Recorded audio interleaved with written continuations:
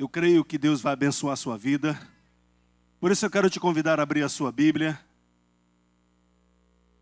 Em Josué capítulo 4, para quem não me conhece, eu sou o pastor Henrique, casado com essa linda mulher, a pastora Jaqueline. Dia 26 de janeiro faremos 21 anos de casados. É pouca coisa não, irmãos. 4 filhas. 2 delas estavam aqui no altar. 4 bênçãos. Negativo. Mas quando o pastor nos fez esse convite, Deus me gerou no meu coração uma palavra que eu já ministrei aqui à tarde. Mas eu creio que Deus vai fazer coisas tremendas na sua vida através da palavra dele, porque ela é viva. E por ela ser viva, ela vai se adaptando ao nosso momento, ao que nós estamos precisando, sentindo. Por isso, abra sua Bíblia em Josué capítulo 4, versículo 1. Eu tenho um tema para essa palavra. E o tema é: erguendo a Deus um memorial de louvor e sacrifício. Erguendo a Deus um memorial de louvor e sacrifício. Estamos falando de sacrifício desde as 7 horas da manhã. Porque isso é algo que está latente não somente no coração do pastor Marcos, mas também no nosso coração, dos pastores, porque fazemos parte de um time. E cremos que sem sacrifício não chegaremos a lugar nenhum em Deus. E Josué capítulo 4, versículo 1 diz assim a palavra do Senhor: tendo, pois, todo o povo passado o Jordão, falou o Senhor a Josué, dizendo: tomai do povo 12 homens, e de cada tribo, um de cada tribo, e ordenai-lhes, dizendo: daqui do meio do Jordão, do lugar aonde parados pousaram os sacerdotes os pés, tomai 12 pedras. Repita comigo: 12 pedras. E levai-as convosco e depositai-as no alojamento em que haveis de passar esta noite. Chamou, pois, Josué os 12 homens que escolhera dos filhos de Israel, um de cada tribo, e disse-lhes: passai adiante da arca do Senhor, vosso Deus, ao meio do Jordão, e cada um levante sobre aonde, irmãos? Sobre o ombro, uma pedra, segundo o número das tribos dos filhos de Israel. Para que isso seja por sinal entre vós, e quando os vossos filhos no futuro perguntarem, dizendo: que vos significais estas pedras? Só um minuto, irmãos. Fechou aqui o trem.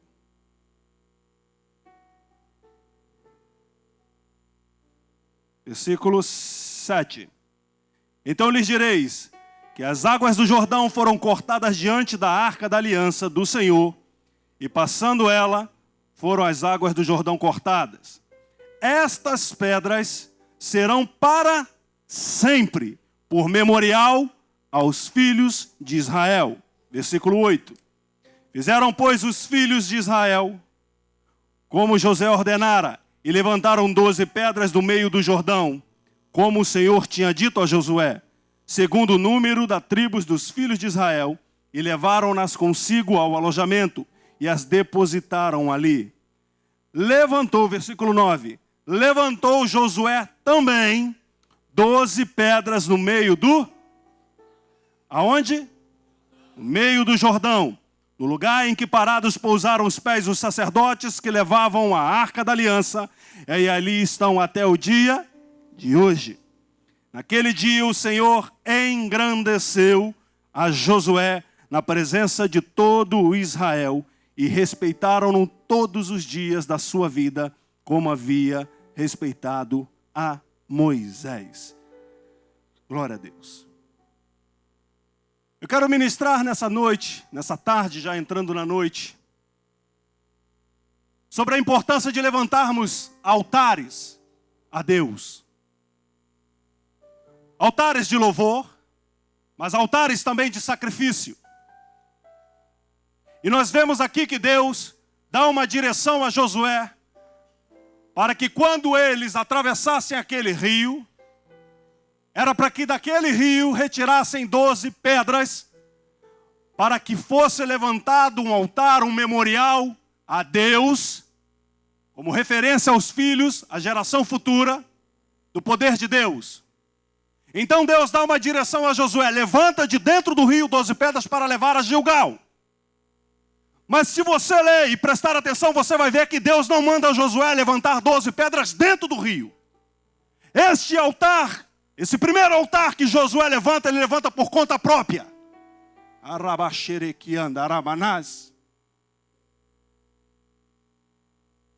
Ele levanta por conta própria. E uma pergunta eu te faço, e aqui é o primeiro altar. O altar de adoração e de gratidão.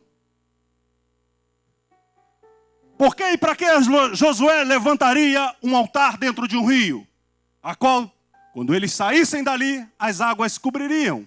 E ninguém mais viria as pedras que ali estavam. Quem iria ver esse memorial? Quem iria ver este altar? Diga para a pessoa que está do seu lado: ninguém. Ninguém. Não havia roupa de mergulho naquela época. Não havia submarino naquela época.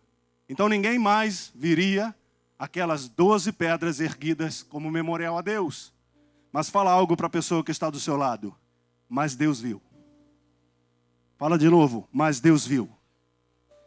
Deus também está vendo o seu altar. Deus também tem visto os altares que você tem levantado diariamente na presença de Deus. Ninguém pode estar se importando, ninguém pode estar vendo, mas Deus está vendo.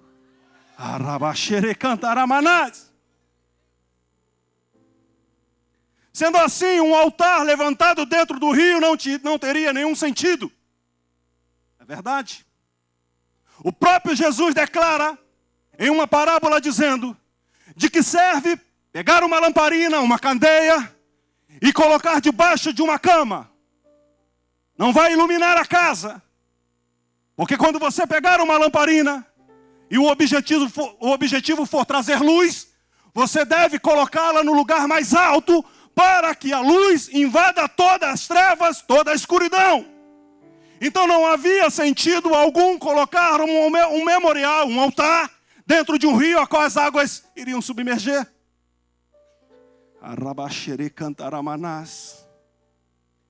Mas Josué, com aquela atitude, estava demonstrando a Deus o seu louvor e a sua gratidão. Gratidão por quê, pastor? Por ele não ter ficado antes daquele rio Jordão. Sabe, irmãos, tem muitas pessoas aqui que estão levantando altares dentro dos seus Jordões. O que é um Jordão na minha vida, pastor? Ou o que são Jordões nas nossas vidas? Jordão para Moisés foi um limite. Moisés não conseguiu conduzir aquela geração de mais de 2 milhões de pessoas a travessia do Jordão para chegar à terra prometida.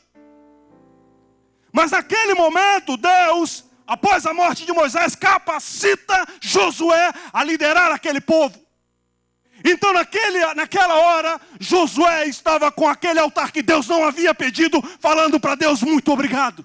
Porque a promessa que o Senhor fez aos nossos antepassados vai se cumprir. Porque hoje, aquilo que foi limite a uma geração, deixou de ser limite a essa geração que o Senhor está me capacitando a conduzir.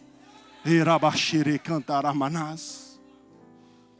Eremandarabachás.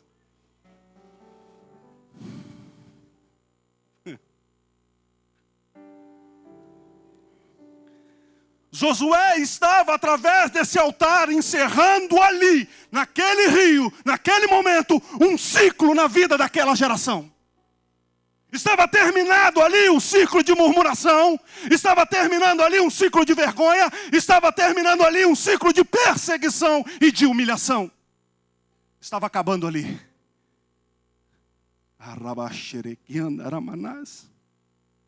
Sabe, querido, tem coisas que nós fazemos, como disse o pastor Tiago, no secreto, que ninguém está vendo. Mas ninguém precisa mesmo ver. É você e Deus. É você e Deus. É você e Deus, nesse exato momento do secreto, que irá fazer coisas impossíveis começar a se tornar possíveis. Tudo por causa dos altares que você tem erguido. Ei, mãe, não desista do seu filho porque ele está nas drogas. Não desista do seu filho porque ele está na prostituição ou no homossexualismo. Se você tem buscado a Deus, se você está aqui, isso são altares que você tem levantado a Deus no meio do seu Jordão. Que Jordão é esse? O Jordão da tua aflição, o Jordão da tua angústia, o Jordão da tua humilhação. Este limite está sendo rompido porque você saiu da tua casa decidido: eu não vou viver no ano de 2014 o mesmo que eu vivi no 2013. Erabaxereque andaramanás. Altares, ao invés de reclamar da situação, tente mudar a situação através da sua adoração. Por que Josué estava liderando aquele povo? Porque em nenhum momento da Bíblia você encontra Josué reclamando da situação. Pelo contrário, você vê Josué dando suporte ao homem de Deus, a qual Deus havia levantado para trazer uma geração de fora do Egito. Xerecaramanás. Guarda essa palavra. Nós não temos a dimensão espiritual que um altar de louvor e gratidão pode gerar em nossas vidas, nas vidas das pessoas que nos cercam e nas vidas das gerações futuras. Aquilo que você faz hoje, essas 14 horas de louvor, adoração e jejum na presença de Deus, você não consegue dimensionar o que isso vai gerar no futuro. Não somente para você, mas para aqueles que te cercam e para também aqueles que virão após você.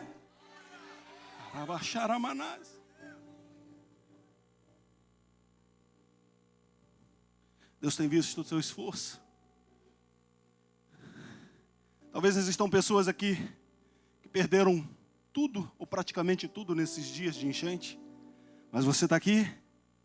Se você está aqui, isso significa que no meio do seu Jordão, você está levantando a Deus um altar de adoração. Sabe por quê? Porque você não ficou se lamentando do que você perdeu, mas você veio buscar aquele que pode restituir em dobro aquilo que você perdeu. Reclamar não muda nada, chorar não muda nada, se lamentar não muda nada, ficar deitado não vai mudar nada. Agora, quando nós nos posicionamos diante de Deus, mesmo que as circunstâncias sejam desfavoráveis, Deus começa a olhar, inclinar os seus ouvidos e ver: Ele não está prostrado, Ele não está murmurando, ela não está chorando, amargurada, mas ela e ele foram me buscar em 14 horas de adoração. Por isso eu irei abençoar, por isso eu vou fazer com que não somente fique no Jordão, mas para que eles venham entender que eu sou Deus na vida deles, eu vou atravessá-los por este Jordão. Deus vai fazer coisas tremendas na sua vida. Levanta a sua mão que eu vou profetizar. Deus, no ano de 2014, vai fazer você atravessar por situações que seriam humanamente impossíveis, mas por causa da sua adoração, por causa do seu altar, Deus vai te levar a lugares que você jamais sonhou. Tudo porque você dedicou a sua vida um altar de adoração e de louvor ao nome dele. Se você crê nessa palavra, aplauda e glorifica o nome do Senhor.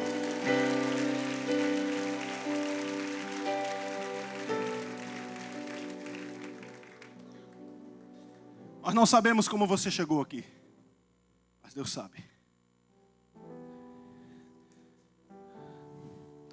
Todas as vezes que nós começamos a nos mover, mesmo diante de uma fatalidade, mesmo diante de um vento contrário, mesmo diante de uma circunstância desfavorável, isso começa a transmitir para o reino espiritual uma mensagem.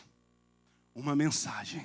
E quando nós começamos a adorar a Deus em meio ao caos, querido, os céus começam a se movimentar em nosso favor. Começa a haver um reboliço no céu, porque os anjos começam a ficar de um lado para o outro, vendo uma maneira de entrar na tua vida com a provisão e com a providência que você precisa. Arabaxaramanás. Chorar. Todo mundo tem vontade de chorar no meio da luta. O pastor Tiago, ele não sabe como ele me abençoou com a palavra que ele trouxe. Ele não tem noção.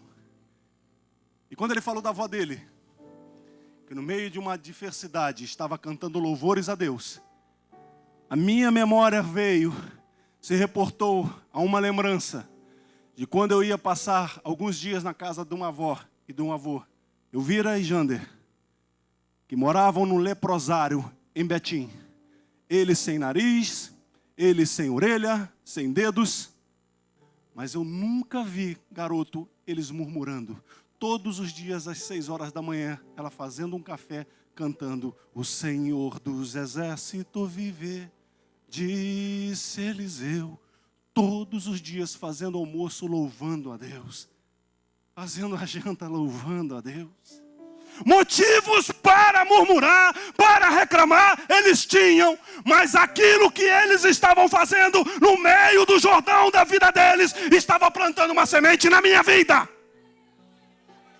Aquilo que você faz no teu Jordão, no lugar da tua aflição, está plantando semente no coração dos seus filhos, está plantando semente no coração do teu marido, da tua esposa, dos teus familiares.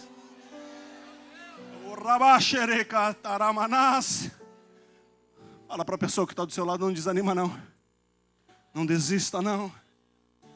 Eu sei que Jordão não é um lugar fácil de se estar, mas é neste lugar que Deus vai te levar a lugares maiores. É através desse Jordão. É através daí.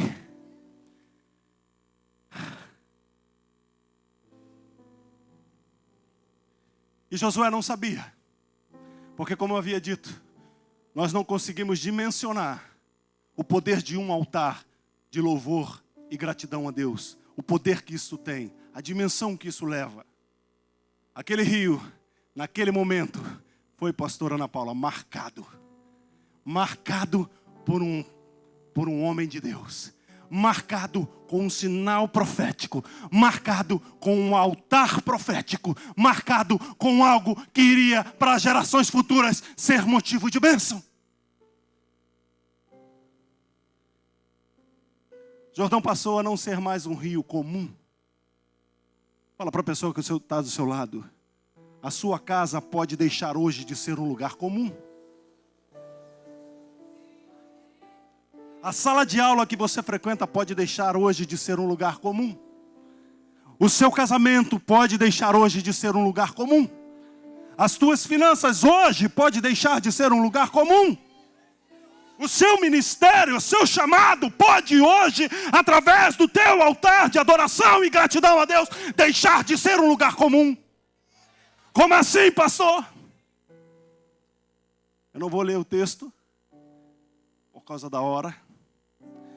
Mas em 2 Reis,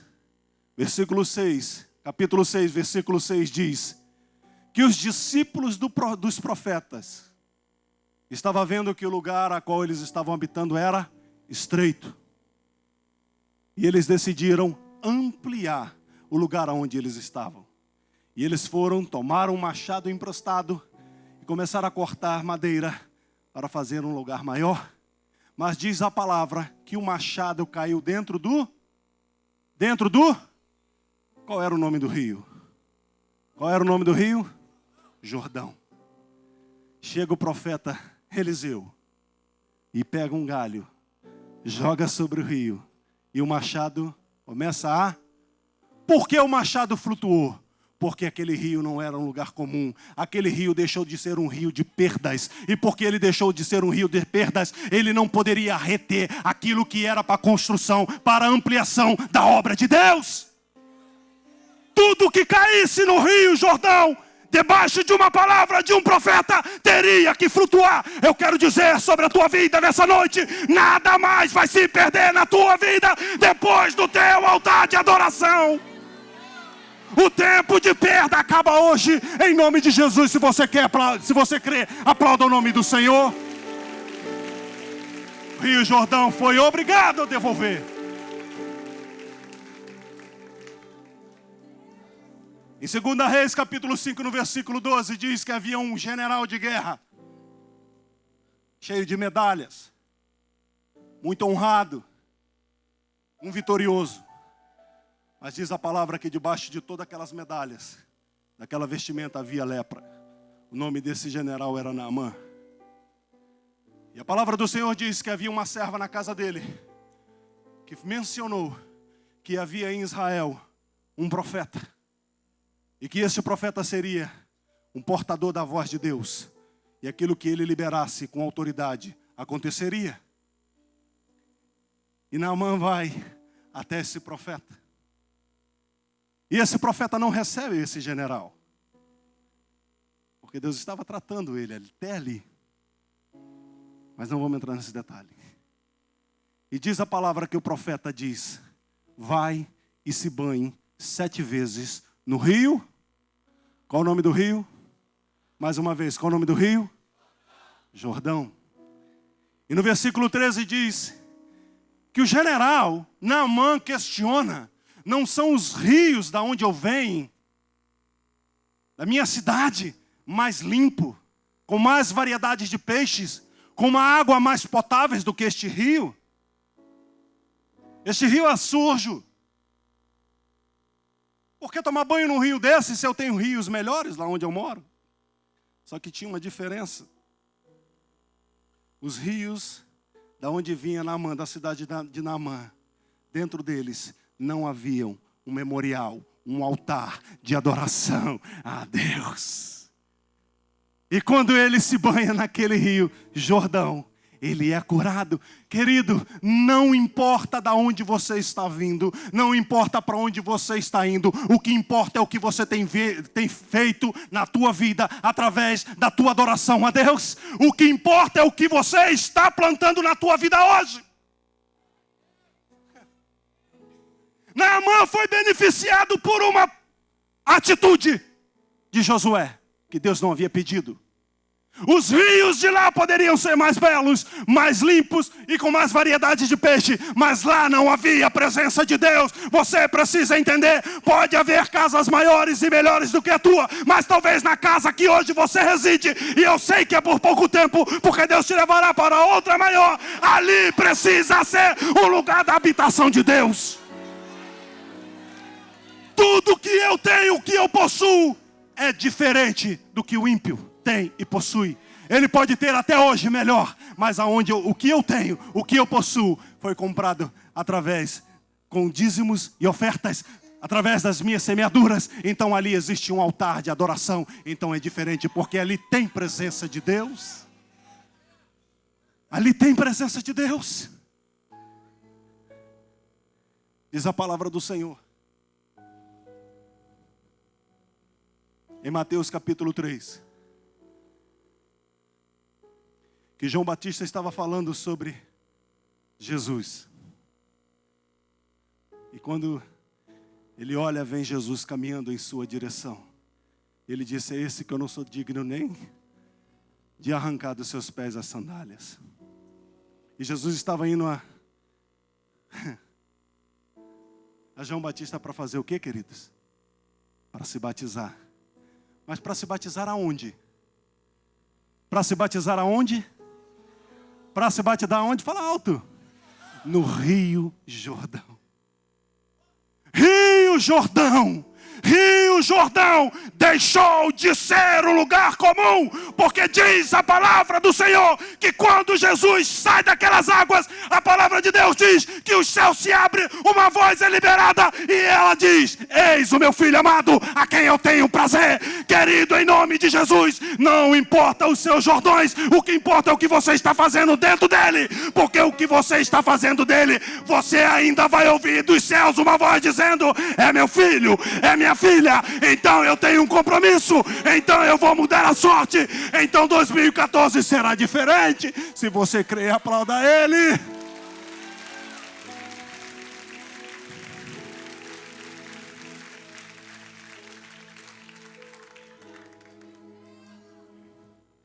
Eu aprendo aqui que tudo que eu tenho enfrentado em minha vida, a minha família, no meu casamento, se eu transformar em um altar de adoração e gratidão, crendo nas promessas de Deus, Ele irá transformar em um grande agente de milagres para gerações futuras. Talvez você está aqui hoje reclamando do seu casamento. Talvez o seu casamento esteja falido até ontem. Talvez a sua família não seja a melhor família. Talvez aquilo que você possui hoje não é o melhor que você queria ter.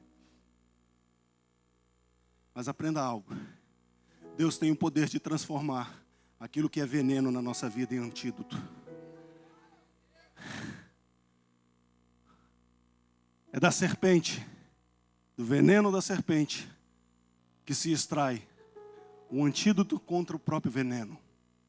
Filho, filha, aquilo que hoje está sendo veneno na tua vida, veneno na vida das pessoas que você conhece, veneno das pessoas que está circulando a sua vida, eu profetizo em nome de Jesus, como foi transformada as águas do Rio Jordão, assim também será transformado a realidade da sua vida, a realidade do seu casamento, a realidade das suas finanças, tudo por causa da tua adoração, tudo por causa da sua entrega, tudo por causa da sua busca, tudo porque você não ficou murmurando, mas sim você se levantou e disse: eu vou lá. Se existe uma palavra profética de 14 horas e a minha vida vai mudar, eu creio, vai mudar. Então começa a acreditar, 2014 será diferente na tua vida. Se você crê, glorifique o nome do Senhor.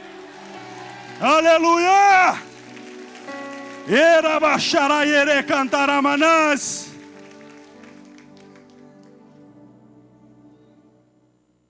Anos atrás nós vivíamos aqui no ministério, nós tínhamos células.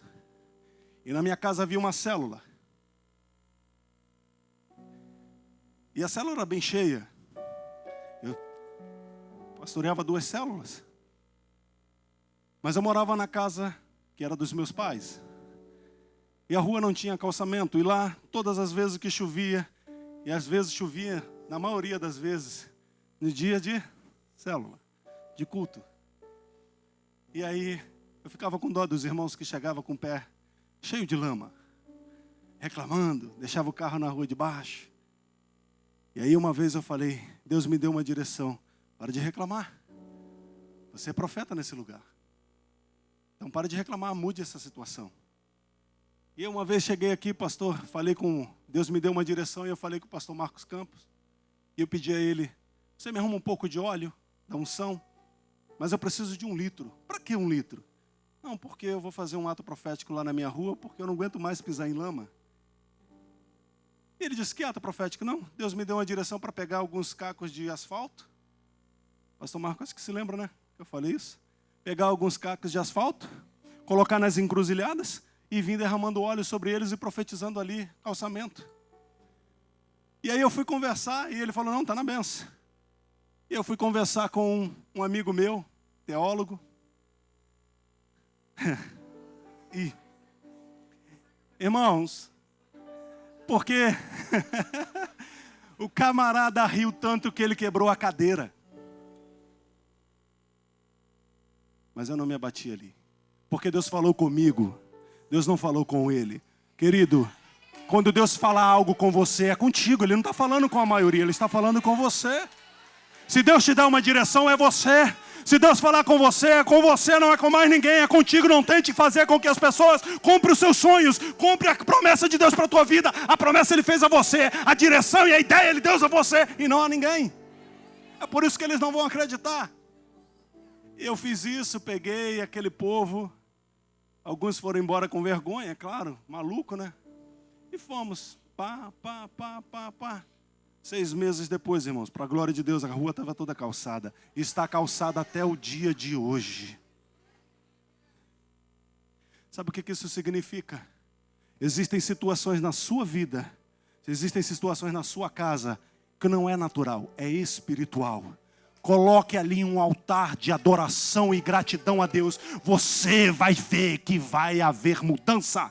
Você vai ver que Deus vai agir, mas você vai ter que ser louco. Você vai ter que aprender a ser chamado de maluco, de visionário. Porque quando Deus nos dá uma direção, muitos não irão acreditar, irão até rir. Mas quando as pessoas virem o que Deus irá fazer na tua vida, elas terão que ficar de queixo caído dizendo: realmente Deus é contigo, realmente Deus te deu essa palavra, realmente foi Deus que moveu na tua vida.